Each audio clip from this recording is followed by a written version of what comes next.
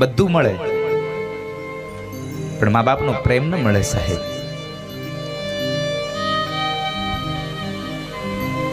યુવાન મિત્રોને પણ મારી પ્રાર્થના છે સાહેબ, 3 વર્ષથી આવનારી પત્નીના મોહમાં પડી અને 25 વર્ષના મા બાપનો પ્રેમ ક્યારેય જિંદગીમાં ભૂલી જતા નહીં તમે. આ દુનિયામાં એક વાત યાદ રાખજો સાહેબ,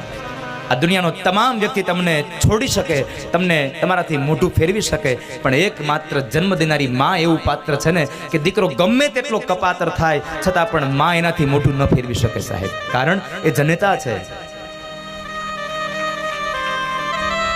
તમે જોજો જ્યારે પતિ પત્ની બે એના દીકરાને લઈ અને લગ્નમાં જાય ને, એટલે પતિ બેઠો હોય સરસ મજાનું સૂટ પહેરી અને બધા મહેમાનની હારે, મહેમાનોની સાથે જ્યારે બેઠો હોય,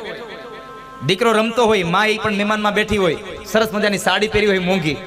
દીકરો રમતા રમતા બરાબર ધૂળમાં આલોટો હોય ને એવો ગંદો થઈને આવ્યો હોય અને બાપની પાસે આવે ને એટલે બાપ કે એ છેટો રે કપડા જો તારા, બાપ એના ખોળામાં નહીં બેહારે, તારી માં પાસે જા. અને જ્યાં દીકરો દોડતો દોડતો માં પાસે આવે ને એટલે માં સીધો જ એને પોતાની ગોદમાં બેહાડે અને કાં તો એના રૂમાલથી અને કાં તો એના સાડીના છેડાથી દીકરાના મસ્તકને મોઢાને લૂઈ નાખે સાહેબ. માં પોતાના સંતાનોને ક્યારેય ન તરછોડી શકે, પણ સમય એવો આવ્યો છે ને કે દીકરાઓ અત્યારે માને તરછોડવા માંડ્યા છે.